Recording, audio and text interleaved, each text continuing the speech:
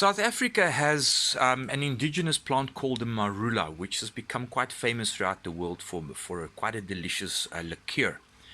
Now, inside of this fruit, there are, well, they call them stones, and this is maybe one of the reasons, because they look exactly like little pebbles. These stones are so hard that they can't grow unless they've been scarified, and scarified refers to the process of softening or breaking through the hard outer skin. And in nature it would be done by antelopes or by elephants.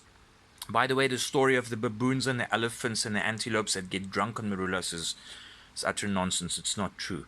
In the 80s, there was a movie made, maybe it was even earlier than the 80s, called Funny People, I think it was, by a guy called Jamie Ace. And it shows these animals that are all drunk, but actually the animals were all tranked. They shot them with tranquilizer darts.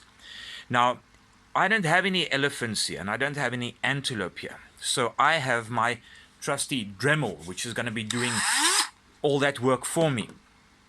Interesting thing that I found was, if you look at this seed here, look at that little thing over there. It's actually got sort of a tiny little doorway almost that would be softened by the antelope's digestive juices. Typically 6 hours later they regurgitate the seeds, and then the shell is softened, and the seed then has a chance at germinating.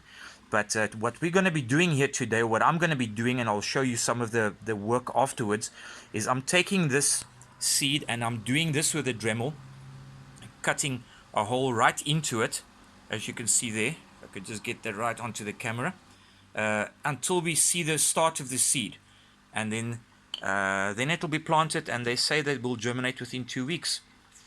Let's see what happens.